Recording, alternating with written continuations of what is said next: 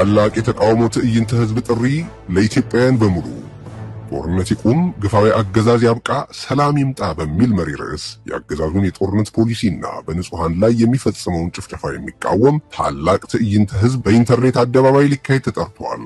ቀኑ ቅዳሜ ጁን 7 2025 በኢትዮጵያ አቆጣጠር ግንቦት 30 2017 ሲሆን በዋሽንግተን ዲሲ ሰዓት ከ10 AM ጀምሮ በኢትዮጵያ ሰዓት ደግሞ ከአመሻሹ 11 ሰዓት ጀምሮ ይካሄዳል። በኢንተርኔት አደባባይ በሚካሄደውና በተለያዩ መገናኛ ብዙሃን በቀጥታ በሚሰራጨው በዚህ ታላቅ የተቃውሞ ትዕይንተ ህዝብ እርስ በርስ ተገናኝተው የማያውቁ 15 የሀገሪቱ ታዋቂ የፖለቲካ መሪዎች በቀጥታ ንግግር ያደርጋሉ። ይህንን ታሪካዊ የተቃውሞ ትዕይንተ ህዝብም ከ100,000 በላይ ታዳሚዎች ከመላው ዓለም በቀጥታ ይከታተሉታል። እርሶም ይህንን መርሃ ግብር በቀጥታ በመከታተል የዚህ ታሪካዊ ሁነት አካል ይሁኑ። እንዳይረሱ፣ ቀጠሮ እንዳይዙ። ጦርነት ይቁም፣ ግፋዊ አገዛዝ ያብቃ፣ ሰላም ይምጣ በማለት ለጋራ ህልውናችን በጋራ እንታገል። ቅዳሜ ጁን 7 2025 በኢትዮጵያ አቆጣጠር ደግሞ ግንቦት 30 2017 በኢንተርኔት አደባባይ እንገናኝ። ስንተባበር እናሸንፋለን።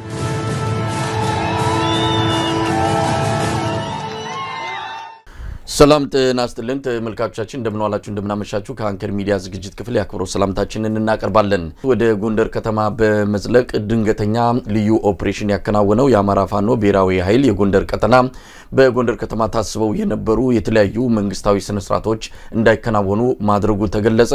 በጎንደር ከተማ ፌስቲቫል፣ የኮሪደር ልማት እንደዚሁ የድጋፍ ሰልፍ ሌሎች ክንውኖች እንደታቀዱ ነበር ያገኘነው መረጃ የሚያመለክተው። ከፌደራል እንዲሁም ከክልል በርካታ ባለስልጣናት ለዚሁ መርሃ ግብር ወደ ጎንደር ከተማ አምርተው እንደነበርም ነው የተመለከተው። በተወሰደው እርምጃ እነዚህ ሁሉ ፕሮግራሞች መሰረዛቸውንና በጎንደር ከተማ የነበሩት የፌደራልና የክልል ባለስልጣናትም ማምሻውን ከጎንደር ከተማ መውጣታቸው ታውቋል።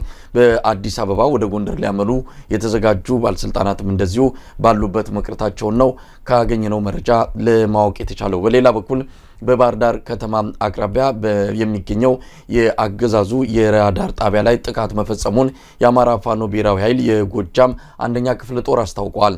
ራዳር መከላከያ ጣቢያውን ያጠቁት የፋኖ ኃይሎች ከፍተኛ ጉዳት ከመድረሳቸው በተጨማሪ በራዳሩ ላይ ያደረሱት ጉዳት ከጥቅም ውጪ እንዲሆን እንዳደረገው ነው መረጃው የሚያመለክተው። ይህን ጨምሮ ሌሎች ርዕሰ ጉዳዮችን ይዘን ወደ እናንተ መተናል። ከአንከር ሚዲያ ዝግጅት ክፍል በድጋሚ አብራችሁን እንድትቆዩ እንጋብዛለን። ለዛሬ ከዘውዱ መንግስቴ የዘውዱ ሾው አዘጋጅ ጋር ነው አብረን የምንቆየው። መልካም ጊዜ።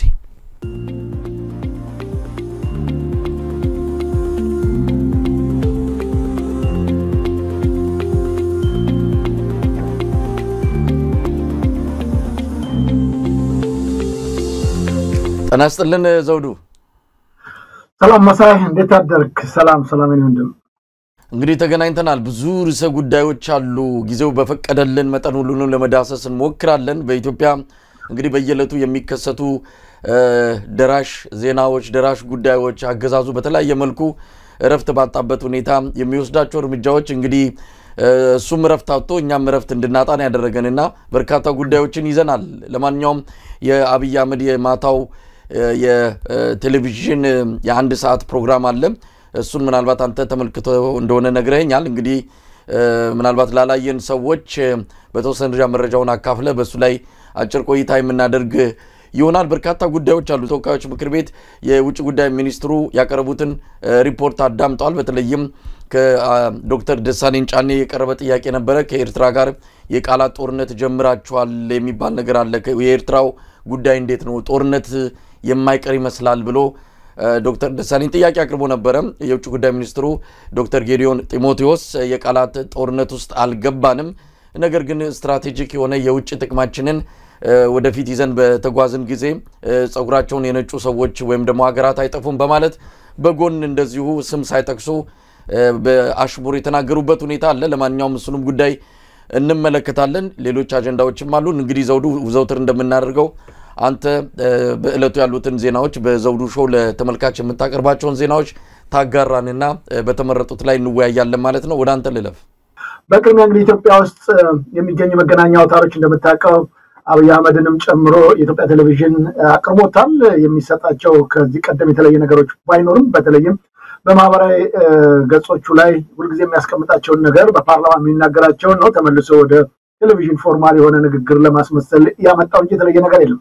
ይሁን እንጂ የኢትዮጵያ መገናኛ አውታሮች በሙሉ የኢትዮጵያ ዜና አገልግሎትም ሬዲዮንም ቴሌቪዥኖቹም ፕሬሶቹም በሙሉ የአብይን ጉዳይ ከመዘገብ በሰለለ ሌሎች ነገሮች ላይ ብዙም አይስተዋሉም። የህዝቡን ጉዳይ ለመዘገብም የተነሱበት ሁኔታ አልተስተዋለም።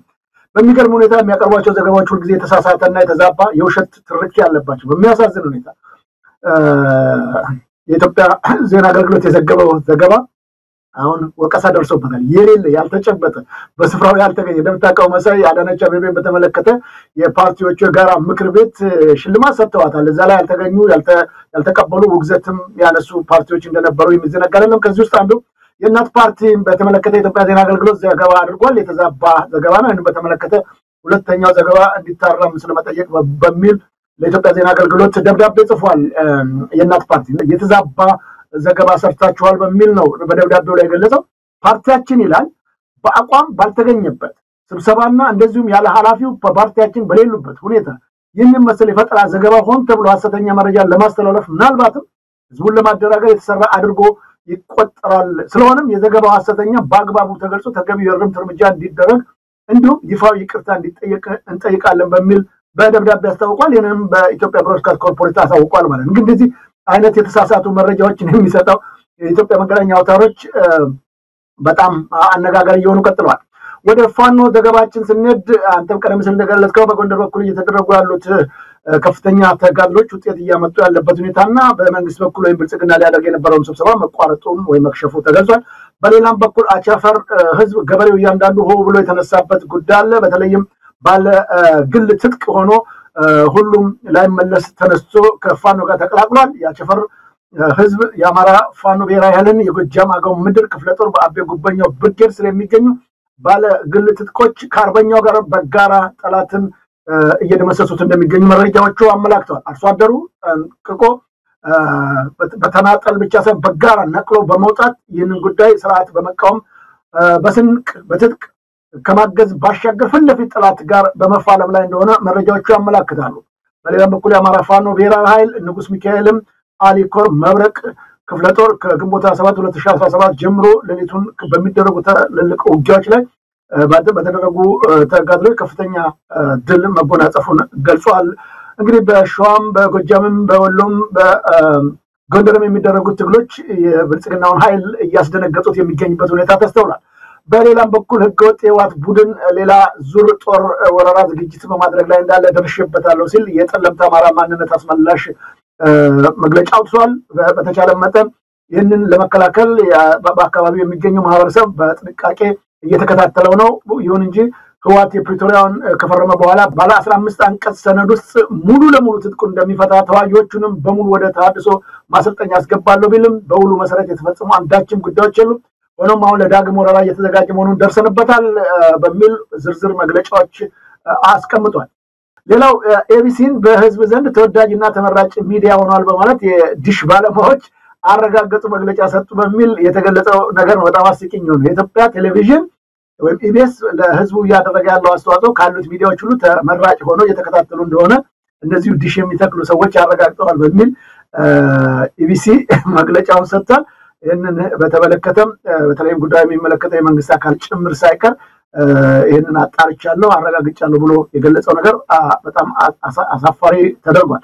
እነዚህ የዲሽ ባለሙያዎችን ከፈጸሙበት የኤቢሲ ዋና ስራ አስፈጻሚ ጌትነት ታደሰ ነው እንግዲህ አብረው ከነሱ ጋር መወያየታቸውን የተገለጸበት ሁኔታ የተስተዋለው።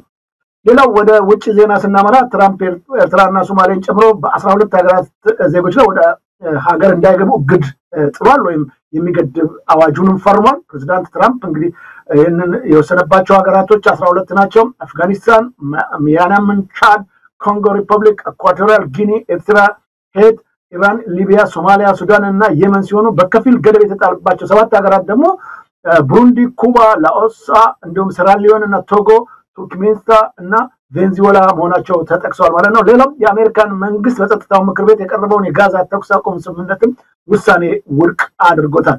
እንግዲህ መሳይ ቅድም እንዳልከው በተለይም የኢትዮጵያና የኤርትራ መንግስት የቃላት ጦርነቱ የቀጠለ መሆኑ ተረጋግጧል። ይህንን በተመለከተ የኢትዮጵያ ብልጽግና ፓርቲ ደጋፊዎችና ተሳዳቢዎች የኤርትራ የሆነ ነገር ሁሉ በመተቸት ተጠምደዋል። የኤርትራ ማስታወቂያ ሚኒስትር የማነ ገብረአብ በዝርዝር ይህን ጉዳይ ገልጸውታል። ይህ የሚቀጥል ከሆነ እኛም ይህንን ጉዳይ ያጣራን ለዓለሙ ማህበረሰብ እናሳውቃለን በሚል የገለጹበት ሁኔታ ተስተውሏል። እንግዲህ እዚህ ላይ እናቆምና አብይ አህመድን በተመለከተ አንዳንድ ያነሳቸው ጉዳዮች አሉ። እሱንም አክለን በኋላ በሰፊው እንሄድበታለን። አመሰግናለሁ መሳይ ዘውዱ። ለመረጃው በጣም ነው ማመሰግነው። በርካታ ነገሮችን ከኢትዮጵያም ከዓለም አቀፍም አንፃር አንስታል። እንደው የአሳቀኝና ፈገግም ያሰኘኝ የዲሽ ሰራተኞች ኢቲቪ የኢትዮጵያ ቴሌቪዥን ተመራጭ ሚዲያ መሆኑን ገለጹ የሚለው በጣም አስገርሞኝ ነበር። ዜናውን መጀመሪያ ሳየው በጽሁፍ ነበር የተመለከትኩት። እንደው ቀልድ ነገርም መሰለኝ።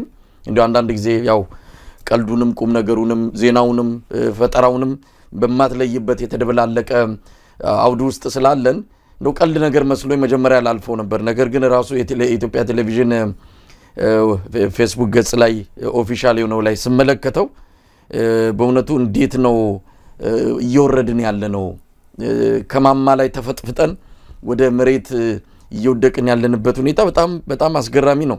እነዚህ የዲሽ ሰራተኞች አንድን ሚዲያ በምን መለኪያ ለክተው ነው ተመራጭ ሚዲያ ነው ያሉት? ሰዎች ሲሰቅሉ በየቦታው እንግዲህ እንዲሰቅሉ ሳን እንዲሰቅሉ ሲጠሯቸው በዛ ጊዜ ነግረዋቸው ነው? እኛ ምን መርጠው ኢቲቪ ነው ብለው ነግረዋቸው ነው? አልገባኝም። አንደኛ ኢቲቪ ለብቻው ሳተላይት የለውም። ይሄ የኢትዮ ሳት የሚባል አንድ ላይ የሚሰቀል ነው። እዛ ውስጥ ነው ሰው በሪሞት መርጦ የፈለገውን የሚመለከተው እንጂ የኢትዮጵያ ቴሌቪዥንን ብቻ አድርጉልን ወይም ደግሞ ከዚህ አንፃር የኢትዮጵያ ቴሌቪዥንን ነው የምንመለከተው እያሉ ደንበኞቻቸው ነግሯቸው ነው ይሄንን ለኢቲቪ የተናገሩት። ምንድነው አልገባንም። የቴሌቪዥኑ ስራ አስኪያጅ ይሄንን የዲሽ ሰራተኞችን ምስክርነት ይዞ ነው ኢቲቪ ተመራጭ ሚዲያ ነው ብሎ በአደባባይ የሚናገረው? በጣም የሚያሳፍር ነው። ለማንኛውም ማን ምን እየተመለከተ እንዳለ የኢትዮጵያ ሕዝብ ምን እያየ እንዳለ ያው በተለያየ መልኩ የምንሰማው ነገር አለ። በነገራችን ላይ ትላንትና የአብይ አህመድ ኢንተርቪው በሁሉም የአገዛዙ መገናኛ ብዙሃን በክልል ሳይቀር በፌደራል ባሉ የመንግስት የተቆጣጠራቸው ሚዲያዎች በሙሉ ያም አይደለም በግል ጭምር ኤንቢሲ የሚባል የግል ሚዲያ እንደሆነ ነው የምናውቀው። ኤንቢሲ የሚባል እሱም ጭምር ነው ላይቭ ያደረገው በግለሰብ የኮሙኒኬሽን ሚኒስትሩ በግሉ የፌስቡክ ገጹ ላይ ነው ቀጥታ ላይቭ ያደረገው። ይሄ የመጣው ያለ ምክንያት አይደለም። ሰውን ባገኙት ሚዲያ መድረስ ነው የፈለጉት እንጂ አብይ ያኔ እኮ ተናገረ ሲባል በኢትዮጵያ ቴሌቪዥን ላይቭ የሚከታተለው 10,000 እና 20,000 ሰው ነው። አሁን 3,000 5,000 ሰው አይሆንም። ሰው ወዴት እሱን የማናይበት የት ነው ብለው ቴሌቪዥኑን ጥርቅም አድርጎ እንደዘጋ ነው የምናውቀው። ስለዚህ አሁን የዲሽ ሰራተኞች መጥተው አይ ተመራጭ ሚዲያው የኢትዮጵያ ቴሌቪዥን ነው አሉ የሚል ነገር ነገሩን። አስቂኝ ነው ብለን የምናልፈው ጉዳይ ነው። ሌላው አቶ ሽመልስ አብዲሳን የተመለከተ ነው።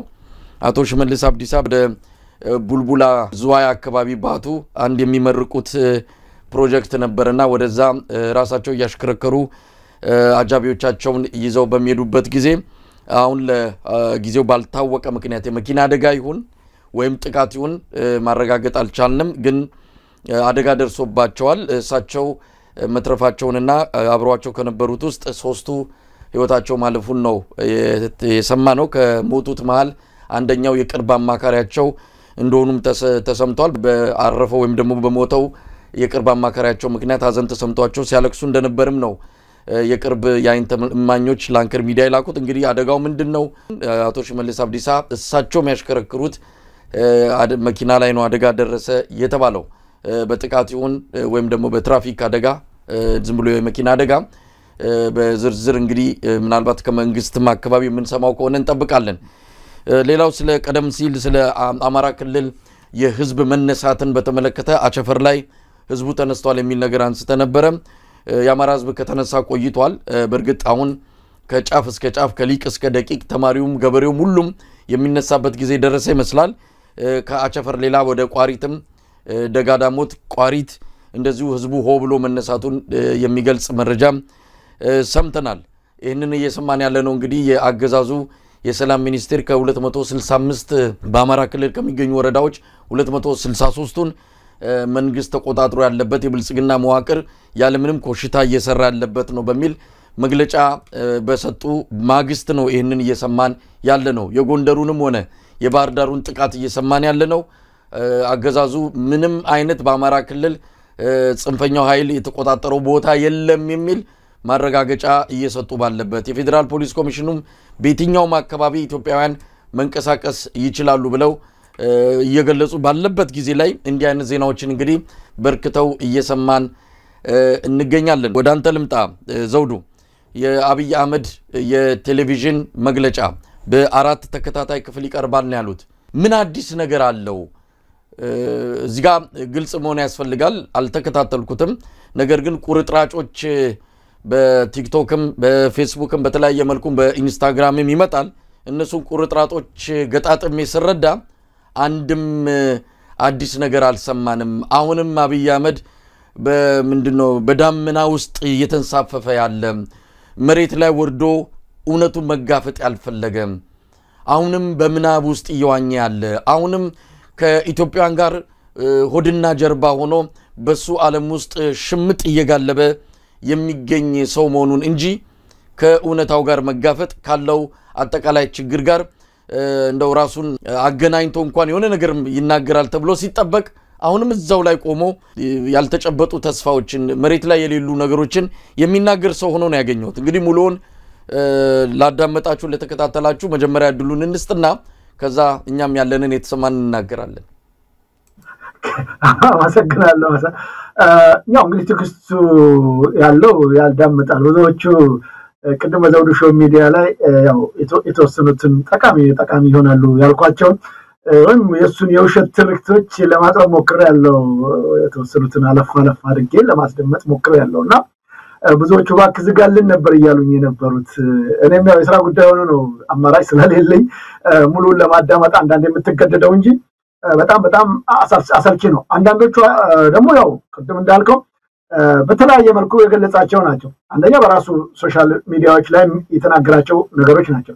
ሁለተኛ አንዳንድ ዝግጅቶች አሁን ያው ቀርቷል። ያኔ የምናምን ምርቃት እያለ የሚያቀርባቸው ነገሮች ነበሩ። በዛን ጊዜ የሚናገራቸው ናቸው አንዳንዶቹ።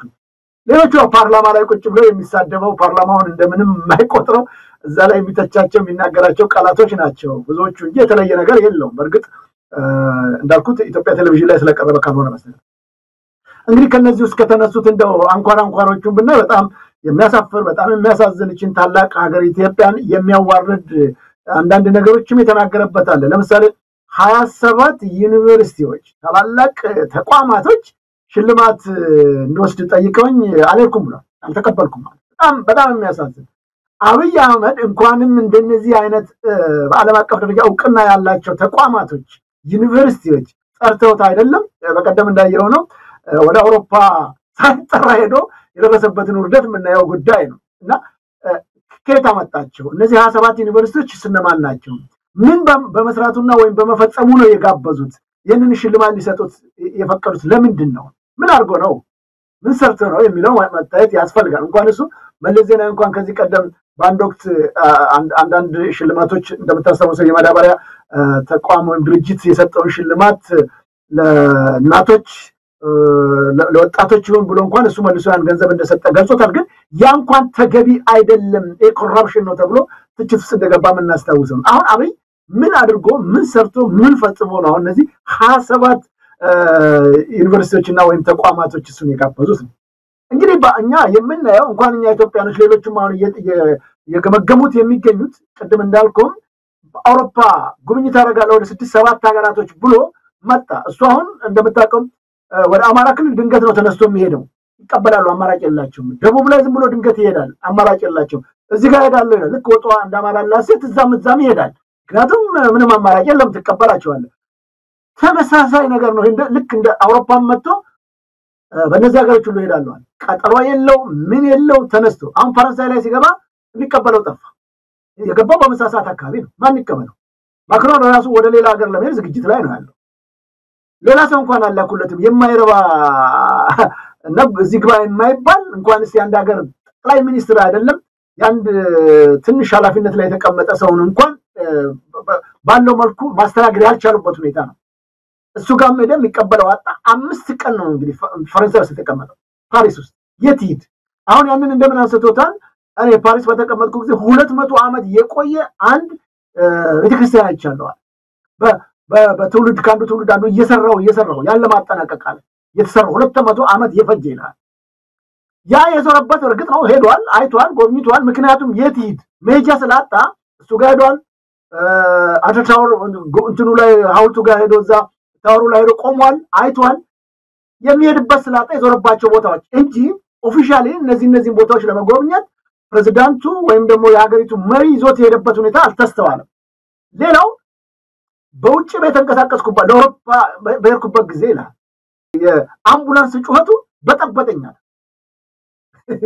ኢትዮጵያ ውስጥ ማል አዲስ አበባ እየኖረ የመኪኖቹ ጩኸት እንዴት እንደሚያስቸግር ምናቀው በርግጥ እሱ እንግዲህ አንደኛ ታፍኖ ነው የሚሄደው በዛ አካባቢም መኪኖች እንዳይጮህ ይደረጋል እንጂ ካልሆነ በስተቀር ምናልባት 4 ኪሎ ቤተ መንግስቱን ቁጭ ብሎ የሚያዳምጠው ነው የመኪና ጩኸት ክላክስ ኢትዮጵያ ውስጥ ኖርማል ነው በቃ ዝም ብሎ ነው የሚያጮሁብህ ልክ ምንም እንደማይጸጥታ እንዳለበት አውሮፓ ውስጥ እኮ እርግጥ ነው አምቡላንሶች ወይም ደግሞ የፖሊስ መኪናዎች አንዳንድ አላርም እያሰሙ ይሄዳሉ ከዛ ውጪ ጩኸት የለም ኢትዮጵያ 24 hours የሚጮህበት ማታ ነው ጧት ነው ቀን ነው የሥራ ሰዓት ነው ብሎ የማይታሰብ ያ ሁሉ ጩኸት ባለበት ሀገር የሚኖር ሰው አምቡላንሶች ጩኸታቸው በጠበጠኛል እነሱ የሚሮጡትም የሰውን ህይወት ለማዳን ነው ፖሊስ የሚሮጠው ጸጥታን ለማስከበር ነው እነዚህን ሁሉ ያጣጣለበት ሁኔታ አስተውለናል እንግዲህ በጣም ያነሳቸው ነገሮች ሁሉ ለልማት እየሰራ ያለው ነገር በተለይም በውጭ የሚገኙት ግቡ ስንላቸው ተሯሩጠው ገቡ ይሁን እንጂ ያሰቡትና ያቀዱት ስላልሆነላቸው ብዙዎቹ ቅርብሏቸው ተመልሰዋል አብዛኞቹ የፈለጉት 4 ኪሎ ነው አለ ቤተ መንግስቱ እኛን አቅም የላቸውም አይችሉም ማስተዳደርም አቁም ስለዚህ የተወሰነ ጊዜ 1-2-3 ወር እንጠብቅና ከዛ በኋላ ቴክ ኦቨር እናደርጋለን ቦታውን እኛውን ይዛለን ብለው አስበው ወስነው ሁሉ ይመጣዋል እንደርሰንበታል ነው ይሁን እንጂ ሲያውን ጥንካሬያችንን ብርታታችንን ዕውቀታችንን ስላዩ አልቻሉም አንዳንዶቹ ይላሉ መንግስት መስሪያ ቤት ምን እንደሆነ ማያውቁ ቀበሌ አስተዳድረው ማያውቁ ስራም ማያውቁ ፊርማን ኮንፈርመው ደሞዝ የማይወስዱ ሰዎች ስልጣኑን ወይ 4 ኪሎ የፈለጉ ያቀዱ ነበሩ ግን አልተሳካላቸው በዚህ ምክንያት ሄደዋል ግን በቅልብ ቦላ ለማገልገል ሀገራቸውና ህዝባቸውን ለመጥቀም የመጡትን ግን ይሄው አብረውን ይቀጥላሉ ምናልባት እንግዲህ ብርሃኑ ነጋ ሊሆን ይችላል ብርሃኑ ነጋውን በኢትዮጵያ ህዝብ ዘንድ ተገቢነት ያለው ስራ እየሰራ ነው ተብሎ የሚገመት ሰው አይደለም እንደምታውቀው ለነጻነት ለፍትህ ለዲሞክራሲ ለሰው ልጅ ሰብአዊ መብት ጥሰት ይታገላል ያለው ብርሃኑ ነጋ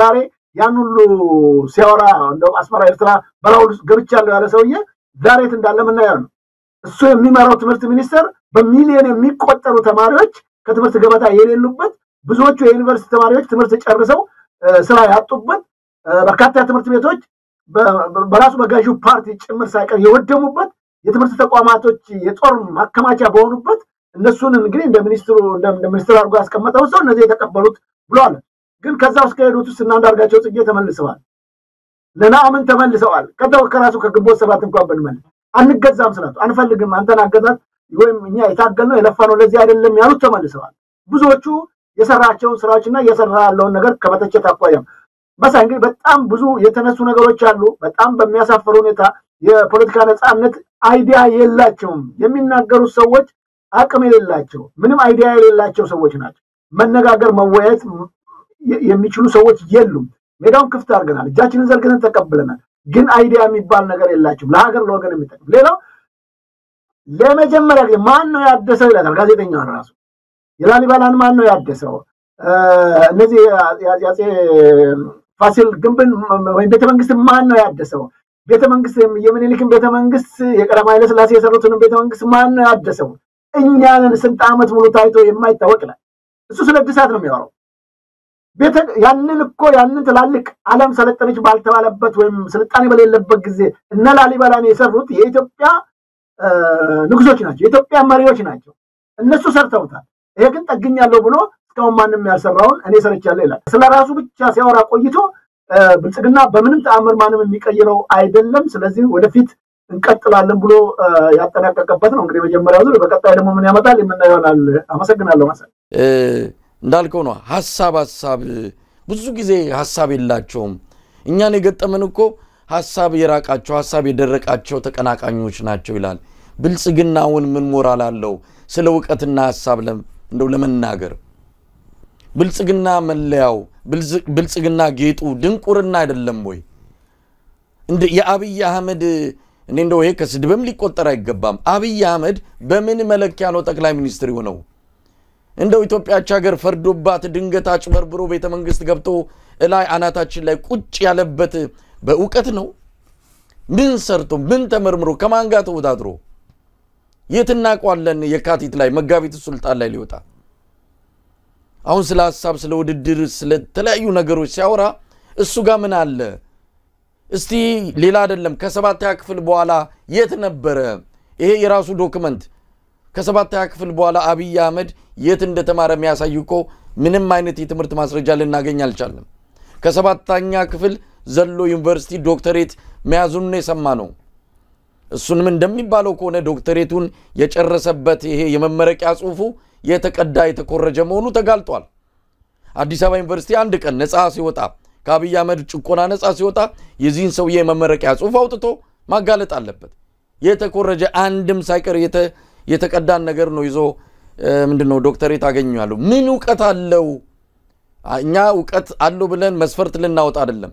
ሌሎችን ግን ዕውቀት የላቸውም ሐሳብ የላቸውም ሲል እኛም በድፍረት አንተስ ምን አለ ብለን እንጠይቅ ይገባል ሀገሪቱን በዕውቀት ነው የሚመራት በሐሳብ ነው የሚመራት ሰሞኑን ከኢንጂነር ይልቃል ጋር ስንወያይ ነበር የብልጽግና መለያው ኢግኖራንስና ምንድነው አሮጋንስ ነው ኢግኖራንስና ይሄ ድንቁርናና ድፍረት ያንድ አባት ልጆች ናቸው ደንቆሮ ኮንክ ደፋር ትሆናለህ ብልጽግና መለያው ነው ድንቁርና ለኢግኖራንስ ያን ተከትሎ የሚመጣ ደግሞ የራሱ ወንድም ይሄ ምንድነው ድፍረት አለ አጉል ድፍረት ጀብደኝነት አዳነችንም ወሰዳት አብይንም እንዲ ቴሌቪዥኑን አጣበው የሚያወሩት ነገር ከውቀት የመነጭ አይደለም ይው ስልጣን የሰጣቸው ኃይል ስላለ በሁሉ ነገር እናውቃለን ብለው እንግዲህ ሀገሪቱንም እንደዚህ አይነት መከራውስ ከተዋል እንዳልኩ አልሰማውትም ግን ቁርጥራጦችን ሰምቼ ነበር ቀደም ሲል አንተ ከተቀስካቸው ባሻገር ስንመጣ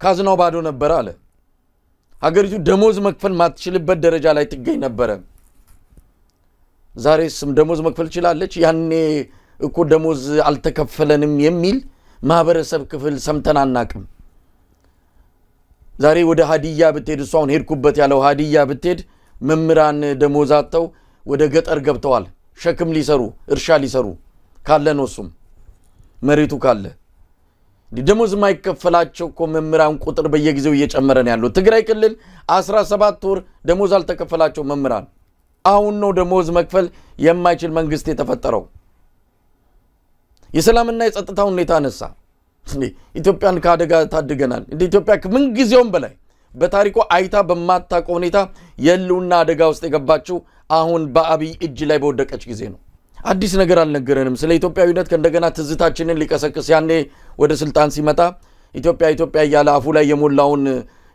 ይሄ ስሁት የሆነ ኢትዮጵያዊ ማንነቱን በቃላት አሽሞንሙን አሁንም ሊነግረን ሞከረ ያኔ ምንንም ሳናቅ በሚናገረው ብቻ ታጥበን የተወሰደን ሁለተኛ እንሳሳትም አሁን የምትናገረውን የሚሰማ ጆሮ የለም ላንተ ኢትዮጵያዊነት እንደተናገርኩ አይደለም ሲበርደን የምንለብሰው ሲሞቀን የምናወልቀው አይነት ብለ ይገለጽከው አይደለም ኢትዮጵያዊነት ረቂቅ ነው ኢትዮጵያዊነት እንዲህ አይነት ካዲነት አይደለም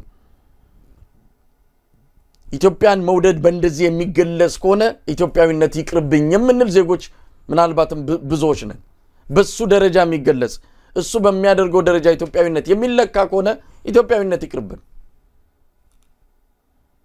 አንዳንድ ነገሮችን እንደው ዝም ብለን ለማንሳት ያለው ምንዳ ፈልገው መተው ምንዳ ከጃችን ሲያጡ ወተው መተቸት ጀመሩ አለ አንደኛ ምንዳ ሰጪ ማን አደረገው እሱ ስልጣን ሰጪስ ማን አደረገው ኢንጂነር ይልቃል እንዳለው ስልጣን ሰጫልም ስልጣን ከህዝብ የሚመጣ ነው እሱ ስልጣን ቸርቻሪ ስልጣን አዳይ ያደረገው ማን ነው አንደኛ የውቀትም ችግር ስላለበት ስለ ፖለቲካ ስልጣን ስለ መንግስት ባሪ ምናልባት የሚያነበበው ምን እንደሆነ አናቅ የአብይን ቀጣዮቹ ፕሮግራሞች ምን እንደሆነ ሳናቅም መገመት እንችላለን ለዚህም ነው ሰው እንደማይከታተል ስላወቀ በየትኛው መዳረሻ የሚዲያ አማራጭ የአብይ ኢንተርቪው እንዲተላለፍ የተደረገው ሰው ስለማይሰማ ነው ሁሉንም ቴሌቪዥኖች ያንን ፕሮግራም እንዲያሰራጩ ያደረገው ሰው ስለማይሰማ ነው ሰው ግን ምርጫ ነበረው አለማየት ሁሉንም ጥርቅም አድርጎ ነው የዘጋው እስቲ ይሄንን እንመልከተው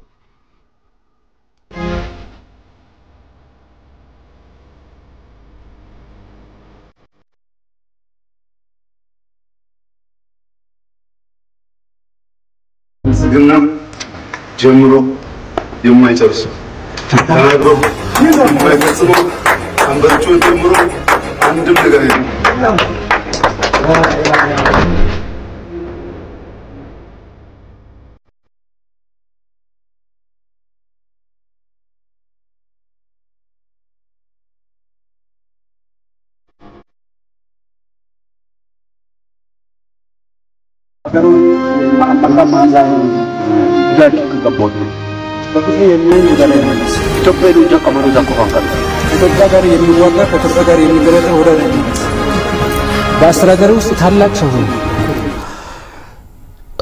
ዘውዱ እንግዲህ ይሄ እሱ በሱ አማካይነት በሱ ሰዎች የተለቀቀ ቪዲዮ ነው የፈለገው መብቱ ነው ከባለቤቱ ጋርም ያው ያ የግል ህይወታቸው ነው ግን በዚህ ደረጃ የሚያፍታታ በዚህ ደረጃ የሚያዝናና ስራ አልሰራም ከሰራው ይልቅ ያጠፋው ይበልጣል ኢትዮጵያን ካዳናት ይልቅ አደጋ ላይ የጣላት ይበልጣል ኢትዮጵያን በከፍተኛ ደረጃ የሉና አደጋ ውስጥ እንድትወድቅ በማድረግ ለኢትዮጵያ ባሁን ሰዓት ቁጥር 1 ብሔራዊ ስጋት በመሆን ደረጃ እንደዚህ ሰውዬ የሚጠቀስ የውስጥም ሆነ የውጪ ጠላት የለም ባሁኑ ጊዜ እንደዚህ አይነት ነገር በማሳየት ኃጢያትን መደበቅ ወይም ደግሞ ኢትዮጵያ ላይ ሰራውን ወንጀል ማዘናጋት ማስረሳት አይችልም የህዝቡ አስተያየት ምንድነው እንደው የህዝቡን አስተያየት ለመከታተል ሞክራል ምን ይያለ ነው ሰው አገሪቱን ከድጡ ወደ ማጽር ከተተበት እንደሆነ ይታወቃል እኔ አንዳንዴ ግራ ነው የሚገባኝ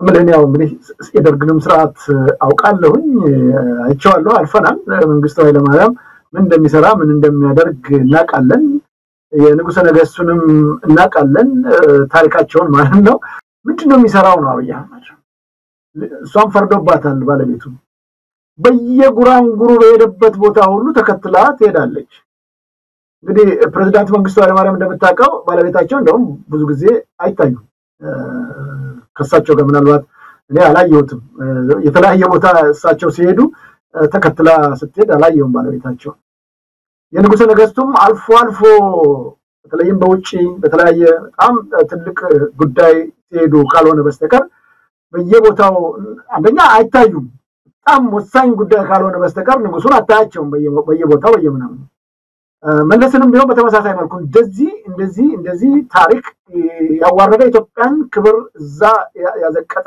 ነው ታሪቷ አይታወቅም አሁን ያሳየኝን ምስል በተመለከተ በጣም ይገርማል ምንድነው ፊልም ነው ወይ የሚሰራው ሰውየው የፊልም ስክሪፕቱን ተሰጥቶት አንብቦ ያንን ነው ወይ እየሰራ ያለው ፑሽ-አፕ መስራት ምን ማለት ነው ከነባለቤቱ ነው የሚሰራው በተጓዳኝ እንደገና እሷን ጭምር አቅፎ ምርቃት እየተቀበለ ነው ያለው ምንድነው እየተሰራ ያለው ነገር ያንዲ ሀገር መሪ እንዲህ አይነት ድራማዎችን መስራት ለምን አስፈልገው ተመልከታው ይሄንን ተመልከት ምንድነው እዚህ ቁጭ ብሎ የሚናገረው የሚገልጸው የሚያስረዳው ያንዲ ሀገር መሪ ስራ ነው ወይ ተመልከት አሁን ይሄ ድራማ ነው በቃ ወይም ቲያትር ምንድነው ፊልም የሚሰራ ነው የሚመስለው እንደዚህ በየቦታው እየሄደ እና ያንዲ ሀገር መሪ ስራ የለውም ወይ ነው ሰውየው ሀገር መምራት እንደዚህ ነው ወይ ነው ጊዜውንስ እንዴት አገኘ ነው በየቦታው እንደዚህ የሚዞርባት ጊዜ ሀገር መሪ ጊዜ የለውም ተመልከት አሁን እዚህ ጋር ባለቤቱን አቀፈ እኛ አባት ፈርዶባቸዋል እየመረቁ ነው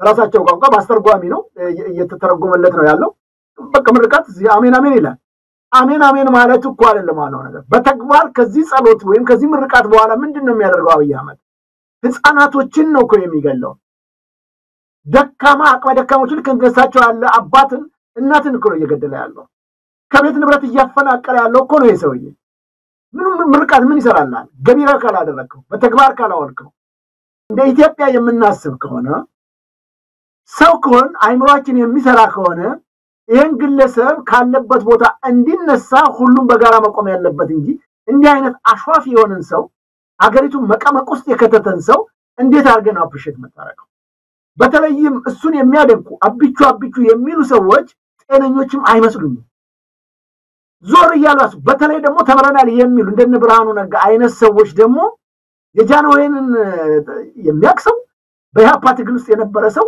የደርግን ጉዳይ የሚያክሰው እንደነዚህ አይነት ደግሞ ከሱ ጋር አጅበው የሚቀመጡት በጣም ይገርሙኛል። ፓርላማ ተብለው ህዝብ ወክሎናል ስለ ህዝብ ጉዳይ እንሰራለን ያሉ የተቀመጡ ተኮርኩሮ ምንም የማይፈይዱ በጣም ይገርሙኛል። በተጨማሪ ምናልባት አንዳንድ ከንትን ከጭንቀትም ሊሆን ይችላል ሁሉ ነገር ከእጅ ሲያመልጥ ቀደም ሲል አንተም ጠቅሰዋል ወደ ምንድነው አውሮፓ ሄዶ በዛ መልኩ በዛ በውርደት የተመለሰበት አይኑን እንኳን ማየት ያልቻሉ አትምጣብን እንዳሉት እንደ እንግሊዞቹ ጀርመንም ጭምር እንደዛ አይነቱ ነገር በጣም የፈጠረበት ውስጡ ትልቅ ስብራት አለ። ምንድነው አያውን ፈርቶ ዳውሎም ንዴቱን እንደሚወጣ አይነት እዛ ውጭ ሀገር የደረሰበትን ስብራት ኢትዮጵያውያን ላይ እንዲህ አይነት ነገር በማምጣት ብሽቀቱን ለመወጣት ብሽቀቱን ለማስታመም የደረሰበትን ስብራት በእኛ ላይ እሉን ለመወጣት ካልሆነ በስተቀር እንደመጣ ታስታውሳለህ ሐኪሞችን ይዘለፈው እንደመጣ ሐኪሞችን ዘለፈ የጤና ባለሙያዎችን ዘለፈ እንዲህ አይነት ጉብኝቶችን ውስጡ ያለውን ክፍተት ለመድፈን ሰውየው ጭንቀት ላይ ነው ያለው ማንንም አልተረዳውም። ምናልባት የስናምሮ ሐኪም አጠገቡ ሐኪም የሆኑት እነ ፕሮፌሰር መስፍን አራያ የምክክር ኮሚሽን ይያሉ ዝም ብለው እዛ አካባቢ ከሚያውደለድሉ ለዚህ ሰውዬ እንደው የስነ አእምሮ ህክምና በመስጠት ሰውየው ቢያንስ ለቤተሰቡ ለልጆቹ እንዲሆን ማድረግ ለሀገር የሚሆን አይደለም ሀገርንም ያያጠፋ ነው። ይሄ ቆውን የጭንቀት ምልክት ነው። የምታዩ የሚያረጋቸው ነገሮች የሚናገራቸው ነገሮች በሙሉ የጤንነት አይደለም። ሰውየው ስቷል። ፍሬኑ የተበጠሰ መኪና አይተኮነ ዝም ብሎ ጭው ብሎ እየገሰገሰ ነው። የሆነ ነገር ማስቆም የሚችል ኃይል መኖር አለበት። አለበለዚያ ይዞን ገደል ነው የሚገባው። በዚህ ሁኔታ ትንሽ ጊዜ ከቆየ እንደ ሀገርም ኢትዮጵያ መኖሯን እርግጠኛ መሆን አንችልም። ስለዚህ ዘውዱ ከዚህ አንፃር ተነስተን ይሄን ሰውዬ ግዴለም የሚናገረው ነገር የሚያዳንቁ ካሉ የአይጥ ምስክር ድንቢጥ ናቸውና እነሱ እንደፈለጉ ይበሉ። ያዛቸው አፋቸውን ያዘው ነብራኑ ነጋም ቢሆን አትፈርደባቸው እርጅና መጥተዋል። ከዚህ በኋላ በባርማዶ በበጫ ካሙ የሚታገሉበት እድሜያቸው ማይፈቅድላቸው ባለፈው አንዳርጋቸው እንዳለ ያው የናትን ክትፎም አረቄም እየጠጡ የቀረውን እድሜ ማሳለፍ ነው የሚፈልጉት። ስለዚህ በእነሱም ላትፈርድ ትችላለህ። ለነገ ኢትዮጵያ የሚያስብ ከሆነ ያውኑ ትውልድ ከዚህ ሰውዬችን ሀገር መንጠቅ አለበት። ጊዜው እየረፈደ ነው። ምርጫ ምናምን የሚባለውን ጫወታ ተው። ግን ትግሉ በተለይ የሐኪሞቹ ትግል የጤና ባለሙያዎች በጫካ ውስጥ የሚታገሉት እነፋን ነው ሌሎችም የዚህን ሰው የተባብረው ባለፈው አስረስ ማረዳምጤ እንዳለው ምስራቅ አፍሪካ ሁሉ ተባብረው ይሄን ሰው ዞር ማድረግ አለባቸው። እንደ ሀገርም እንደ ቀጠናም ትልቅ አደጋ ይዞ የመጣ መሆኑን አብዛኛው ማህበረሰብ ክፍል እንደው ሳይነጋገር የተስማማ ነው የሚመስለኝና የሚያረጋቸውን ነገሮች የሚናገራቸውን ነገሮች ከቁም ነገር ሳይሆን መቁጠር ያለብን ከጤንነት ችግር ከአእምሮ አለመረጋጋት ሰውየው እጅ ሀገር ነው የገባቸው እጁ ላይ ያለችው ሀገር ናት። ሌላ ነገር ቢሆን ችግር እኮ የለብንም ሀገር የምትባል። ስለዚህ ከዚህ አንፃር መታየት አለበት የሚል ነው። ምናልባት ከዚህ ርዕስ ወጥተን ወደ ሌላ ከመሄዳችን በፊት የምትለው ነገር ካለ ነው ልክ ነው መሳይ በዛ በደመደመው ይሻላል። የአእምሮ ችግር ያለበት ተከታዮቹም እንደዚሁ ተመሳሳይ ችግር ያለባቸው እንደሆኑ ምንም የሚያጠራጥር ነገር የለም። አእምሮ ያላቸውማ እንዴት እንደሆነ እያየንን ያለን በቃ ከዚህ ጋር መቀጠል አንችልም። አሁን ለምሳሌ ታየደንዳ እሱ እኮ ስልጣን ላይ በነበረበት ሰዓት እሱ ራሱ የሚያሳስረው ነበር እኮ ያለው ቁጭ ብሎ ኦነግ ነው ብሎ እኮ አብይ አህመድ በደህንነት መስሪያ ቤት ውስጥ ተቀምጦ እርምጃ እንዲወሰድበት ከሚያደርጉት ቀዳሚው ሰው ነበር። ግን ለዚህ ስልጣን እንዲበቃ ከታገሉት ውስጥ አንዱ ታየደንዳ ነው። ሐሳብ የላቸውም አይሞግቱም በውጭ ሆነው ምናምን ይላል። አጠገቡ ቁጭ ብሎ እኮ አሁን ታየደንዳ እየሞገተው ነበር እኮ ያለው እየተናገረ ሐሳብን ለምን ገለጽክ ብሎ ነው መልሶ እንደገና እስር ቤት ያስገባው። መጀመሪያ ፈቱት። ምናልባት ጫና ስለሚበዛበት ከዚህ በኋላ አይቀመጥም አይተነፍስም ብለው ነበር ወይ አገር ጥሎ ይጠፋል። አልሄድም ማለት እስከምሞት ይሄው ከቶታል። ስለዚህ እነዚህ ሰዎች እንዳልከው መደምደሚያችን እሱም ሆነ በስሩ የተኮለኮሉት ባለስልጣናቶቹ በሙሉ ችግር ያለባቸው ይመስለኝ። በተለይ እሱ ምክንያቱም እብድን ከተከተል ካንተ እብድ ነህ ሌላ ምንም ልትባል አትችልም። ስለዚህ ከዚህ ሰው ያለው ነገር የጤና ምርመራ ችግሩ እንዳለበት ይታወቃል። የሚመረምረው ሰው ሊኖር ይችላል ተብሎ አይገመትም። ግን ሀገርን ለማዳን ሲባል ግን በተለይ ኢትዮጵያኖች አሁንም በጋራ የምንቆምበት ነገር ቢጠነክር መልካም ነው ነው ብለው መሰረት ሰሙ ዜናዎች አንዱ የህዝብ ተወካዮች ምክር ቤት የውጭ ጉዳይ ሚኒስትሩን ሪፖርት ያዳመጠበትና ተወካዮች ምክር ቤት አባላት ለተነሱ ጥያቄዎች ማብራሪያና ምላሽ የሰጠበት ሁኔታ ነው።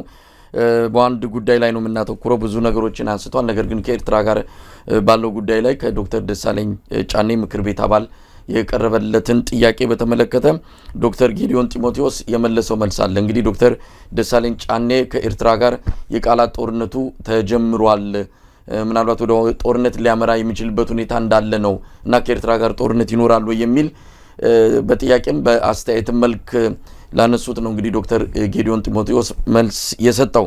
በዚህም ቃላት ጦርነት ውስጥ አልገባንም የሚል ነገር አንስቷል። ነገር ግን ብሔራዊ ጥቅማችንን በተመለከተ ጠንከር ያሉ እርምጃዎችን መውሰድ ስንጀምር ግን እዚህም እዛም የሚንጫጩ አልጠፉም በማለት ምንድነው በአሽሙር እንደው ሸንቆጥ ያደረገበትን ንግግር ነው ያደረገው። ለማንኛውም ዘውዱ ቃላት ጦርነቱማ ተሻግሮኮ በተግባር መሬት ላይ እንቅስቃሴ እኮ እየታየ ነው።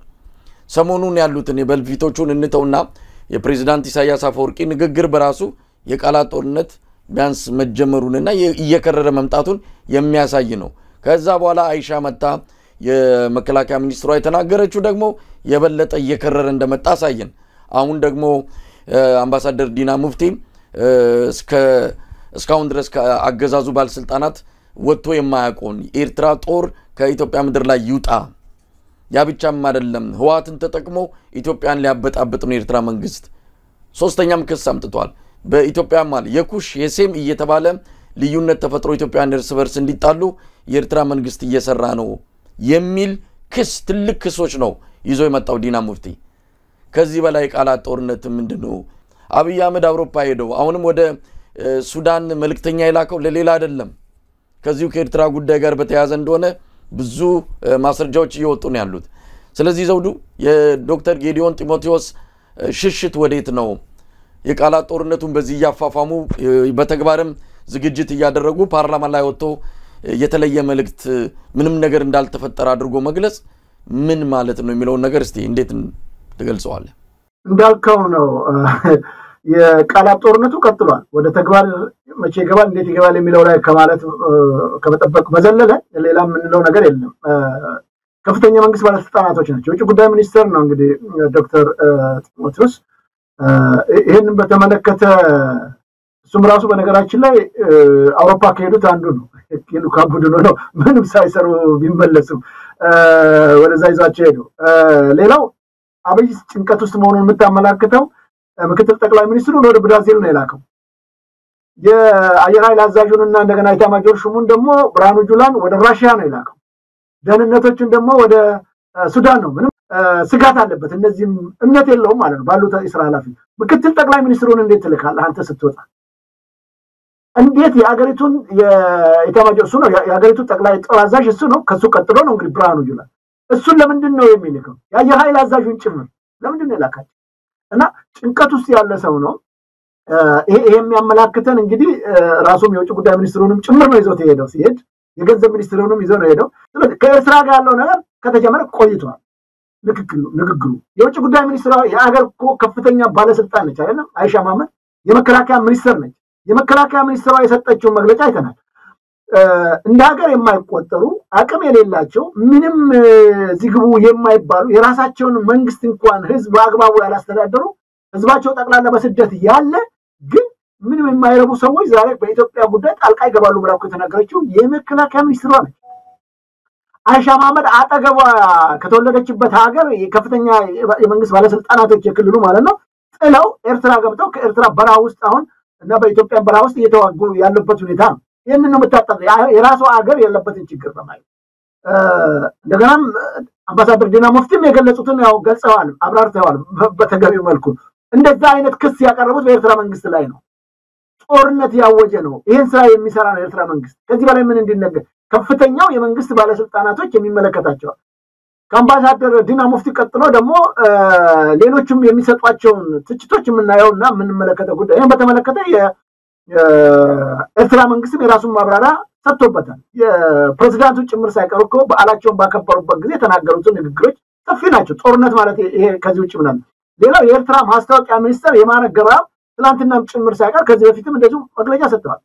የማነ ገብረ መስቀል ናቸው።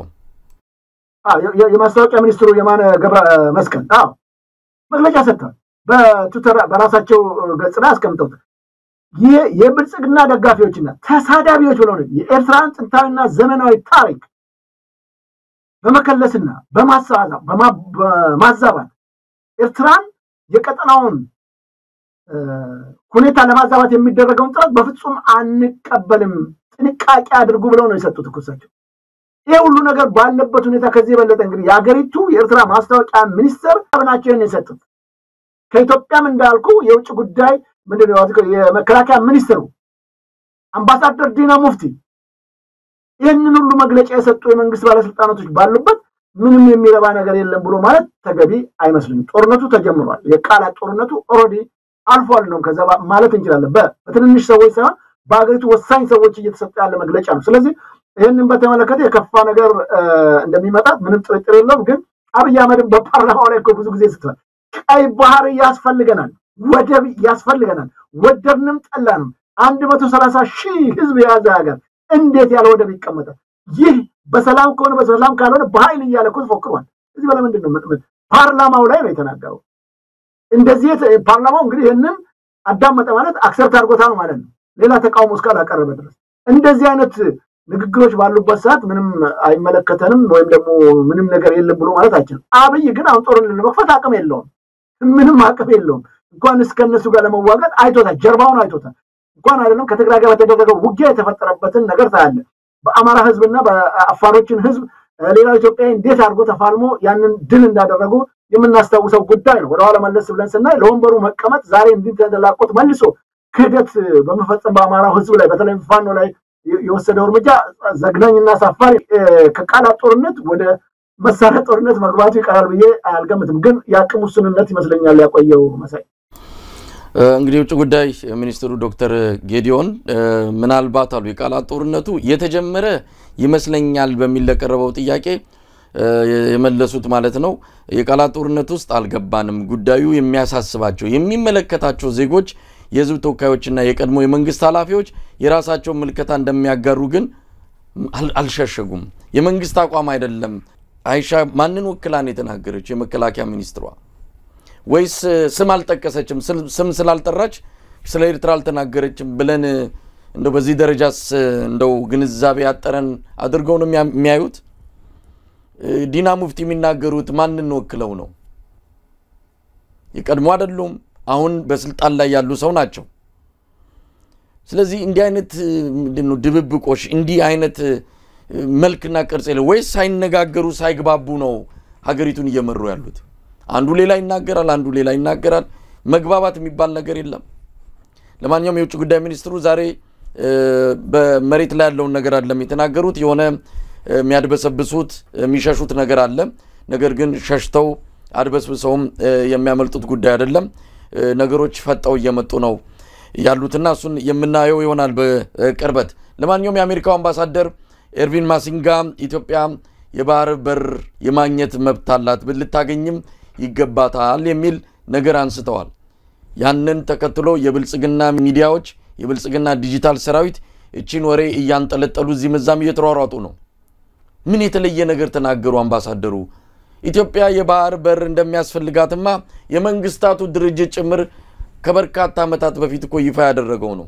ሀገራት በተለይ እንደዚህ ቅርበት ያላቸው የህዝብ ብዛት ያላቸው ሀገራት ተዘግተው መቀመጥ የለባቸውም። የባህር በር በአንድም ይሁን በሌላ በሰላማዊ መንገድ ለንግድ በሚመች መልኩ በትብብር ሊያገኙ ይገባል ብሎ እኮ ኢትዮጵያንም ጨምሮ አቋም ወስዷል እኮ። ዛሬ እንደ ታምር እንደ አዲስ ለምን እንደዚህ ማራገብ ተፈለገ? ስለዚህ የአሜሪካው አምባሳደር ዛሬ የተናገሩት ነገር አዲስ ነገር አይደለም። ኢትዮጵያ የባህር በር ያስፈልጋታል። ይሄ ዓለምም የሚደግፈው ነው፣ ኢትዮጵያውያንም የሚመኙት ነው። ነገር ግን እንዴት ይገኝ? አብይ እንደሚለው በኃይልና በጉልበት አይደለም። በብዙ መንገዶች አሉ። በዛ መንገድ ይቻላል። አብይ እሱን አልፈለገም። እሱ የፈለገው ሌላ ነው። በዛ መንገድ ደግሞ ዝግ ነው። ወይም ደግሞ የኢትዮጵያን ህዝብና ሌላውን ወደ እርስ በርስና የከፋ ጦርነት ውስጥ ከተመታመጣው ካልሆነ በስተቀር አሁን በብልጣብልጥነትና እነሱ በጀመሩት መንገድ ሊገኝ የሚችል የባህር በር የለም። ስለዚህ የማሲንጋ የአምባሳደሩ ሰጡት መግለጫ ይህን ያህል መራገብ የሚገባው ነው ብያላምንም በግልም ብዙዎችም በዚህ ደረጃ ነው የሚያምኑት አምባሳደሩ የተናገሩትም ግልጽና በደንብ በተብራራ መልኩ የተቀመጠ ነው የመንግስታቱ ድርጅትንም ዓለም አቀፍ ህጎችንም በደንብ አይተው የተናገሩት ነው አዲስ ነገር አይደለም ለአብይ አህመድ ፌቨር የሰሩ ወይም ደግሞ ለዚህ መንግስት ድጋፍ በተለየ ሁኔታ የሰጡበት አይደለም ዓለም አቀፍ ህግን የተለያዩ ስምምነቶችን አጣቅሰው ነው የተናገሩት ስለዚህ አዲስ ነገር የለም የሚለው ነው እዚህ ላይ አስተያየት ካለ አምባሳደር ማሲንጋ ሲተች እንዴት እንደዚህ ምናምን ብለው ይጫዋሉ እነዚህ ዲጂታል ሚዲያዎች ያብይ ልሳን እንዴት በእኛ ሀገር ጉዳይ ሉዓላዊ ባልሆነች ምናምን ይሏል አሁን ባለፈው በድሮንና በከባድ መሳሪያዎች ኢትዮጵያ ላይ እየደረሰ ያለውን ጦርነት እንቃወማለን ተገቢ አይደለም የሚል መግለጫ ሰጥተን እሪያሉ እንደውም በኋላ ከሰዓት በኋላ ድሮን የምትለዋ እንድትነሳ ተደርጓል እንዲህ ነው የሚጮሁት አሁን በመጀመሪያ ደረጃ እንኳንስ ማሲንጋ ግድብ ይቅርታ ወደብ እንደሚያስፈልገን ወይም ኢትዮጵያ ይሄንን ድል ማግኘት እንደሚገባት ማንም የሚቃወም የለም እኮ ግን መንገዱን ነው በምን መልኩ ነው የሚገባት እንደምታስታውሰው ስልጣን እንደያዘ እኮ አብይ የቀይ ባህር ከዚህ በኋላ ምጽዋ ነው የምናከብረው አሰብ ላይ ነው እኮ ብሏል እኮ መንገድ እኮ መስራት ተጀምሯል አይደል ማን ከለከለ በዛ በሰላም ሲሆን ምንም ችግር የለውም የተከለከ መንገዱ መሰራቱን በቅርብ ቀን ውስጥ የኢትዮጵያ መርከቦች አገልግሎታቸውን በአሰብ በኩል እንደሚያደርጉ ተነግሯል እኮ በዓላችንን ጭምር እንደምናከብር ብሎ ተነግሯል እኮ ማን መቼ ለምን ፌል አደረገ ነው የራሱ የአስተዳደር ብቃት ማነስ ነው ሀገር እንዴት እንደሚመራ ዲፕሎማሲው በምን መልኩ መሄድ እንዳለበት